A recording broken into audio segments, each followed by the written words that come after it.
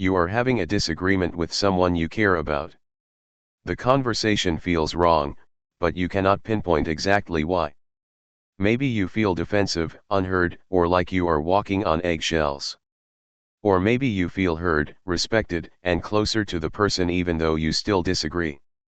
The difference between those two experiences is not about the disagreement itself. It is about the communication patterns at play.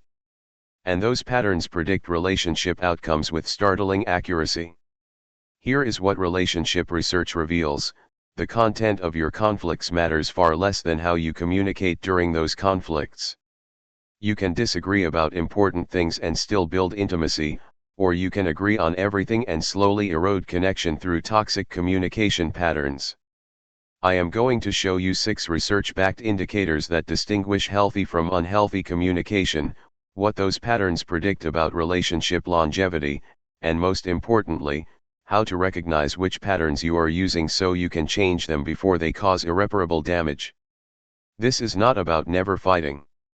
This is about fighting in ways that build connection instead of destroying it. Think about your most recent difficult conversation.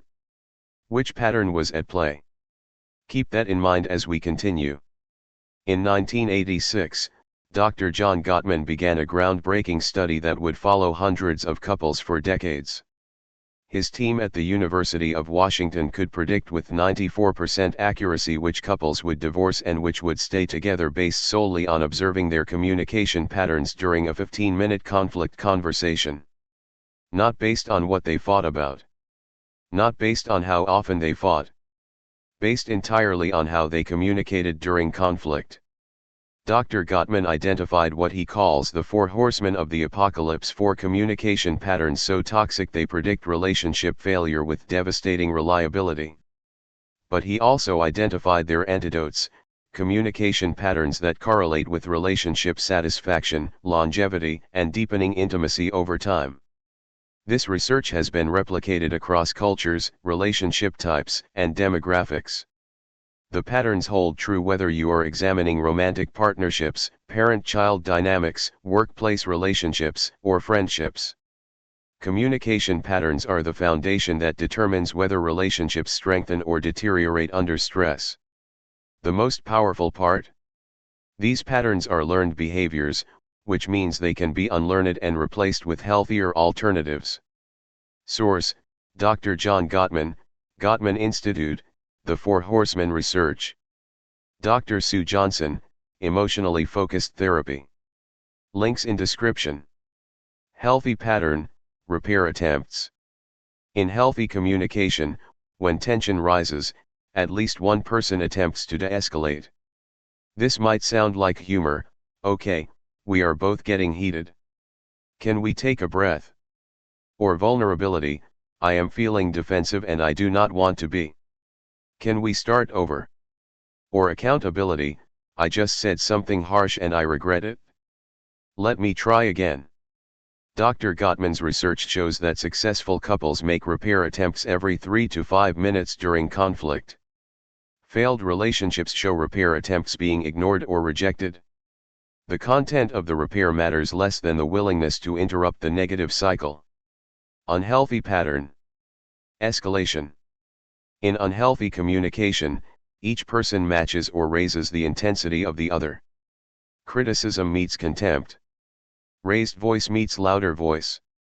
Hurt feelings meet defensive counterattack.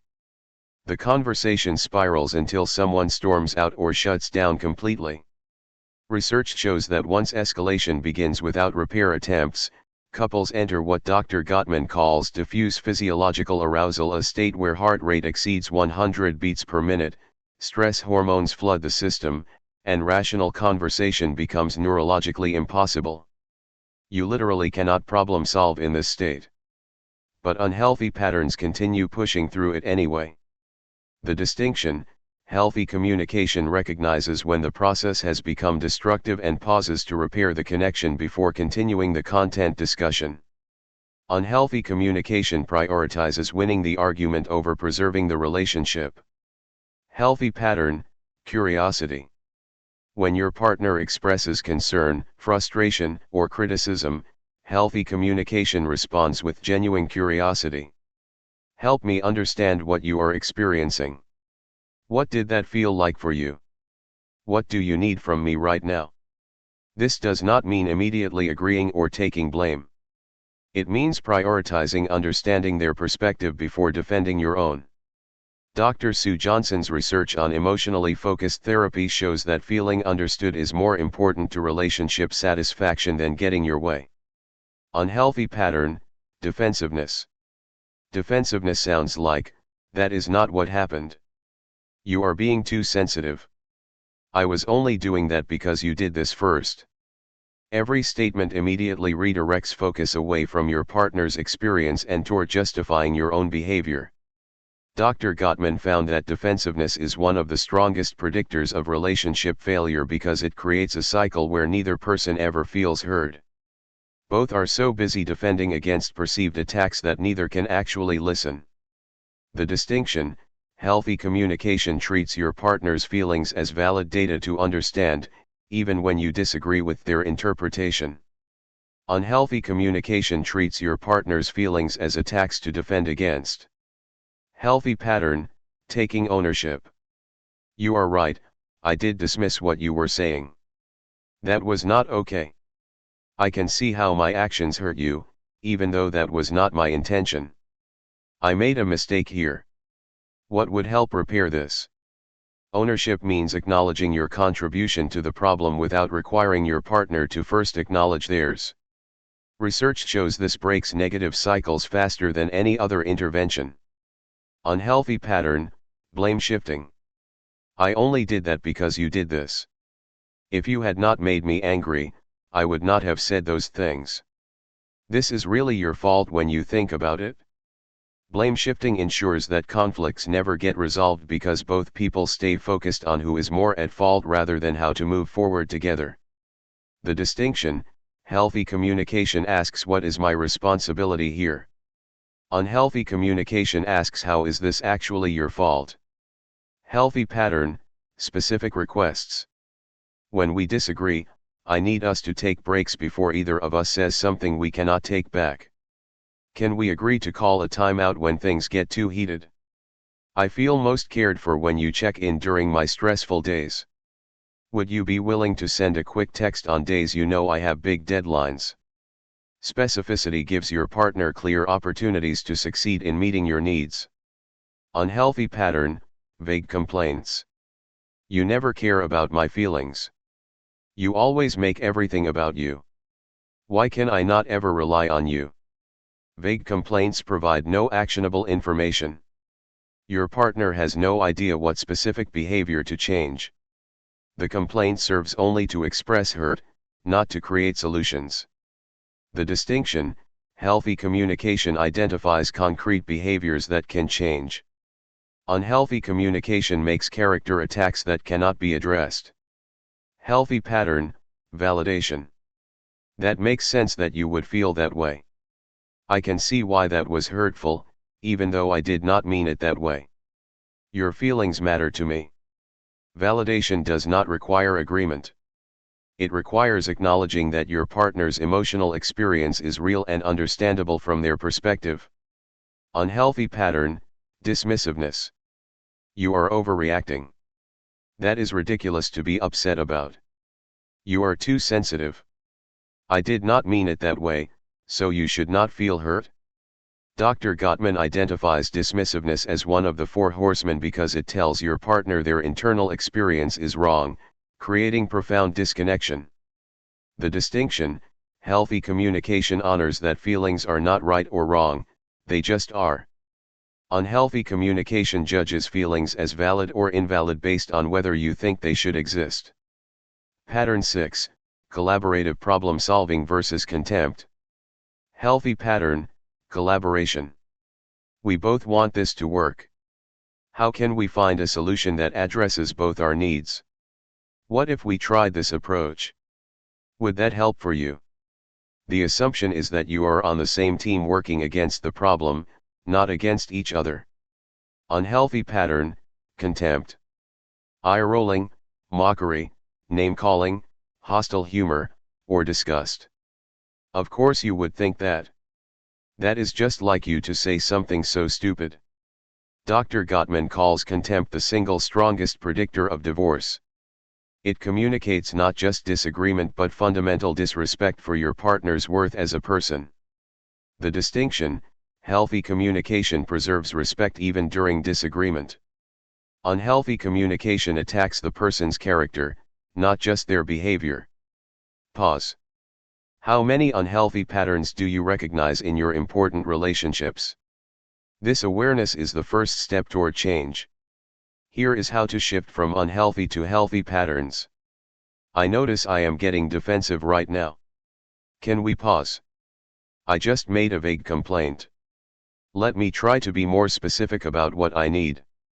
I can hear contempt in my tone and that is not okay. I need a minute to reset. Research by Dr. Dan Siegel shows that naming your own communication pattern in the moment activates your prefrontal cortex, which regulates the emotional reactivity driving the unhealthy pattern. Self-awareness literally changes your brain state. If you hear me getting defensive, would you point it out gently? I am trying to be more curious instead. I am working on being more specific with requests. If I slip into vague complaints, can you ask me what I specifically need? This creates collaboration around pattern change. Your partner becomes an ally in your growth rather than an adversary in your conflicts. You will revert to old patterns under stress. Everyone does. The key is rapid repair. I just dismissed what you said. That was the old pattern. Can I try again? I got contemptuous. That is not who I want to be with you. I am sorry. Dr. Gottman's research shows that successful couples are not the ones who never use unhealthy patterns. They are the ones who repair quickly when they do. The damage is not from the initial mistake but from letting it compound without acknowledgement. The deepest truth about communication patterns is this: they are more powerful predictors of relationship outcomes than compatibility, shared interests, or even love itself. You can love someone deeply and still destroy the relationship through toxic communication. You can have fundamental differences and still build lasting intimacy through healthy patterns. These patterns are not personality traits you either have or do not have. They are learned behaviors shaped by your family of origin, past relationships, and cultural context. Which means they can be unlearned and replaced with intention and practice. Remember that difficult conversation you thought about at the beginning. Could you identify the patterns at play? Were they building connection or eroding it? And here is the most important question: are you willing to be the person who changes the pattern, even if your partner is not ready to yet? Relationship transformation often begins with one person deciding to communicate differently regardless of how the other person responds. Healthy patterns are contagious. When you consistently use repair attempts, your partner learns they are safe to do the same. When you validate feelings even during disagreement, you create space for your partner to be vulnerable instead of defensive. If this framework helped you see your communication patterns clearly, share it. Comment which unhealthy pattern you recognize most in yourself.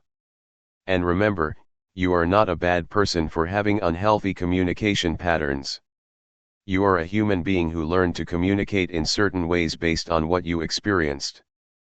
But now you know better. And when you know better, you can do better. Not perfectly. Not immediately. But progressively, with repair attempts when you stumble and self-compassion when you revert to old habits. That is not weakness. That is growth. That is how relationships transform one conversation at a time.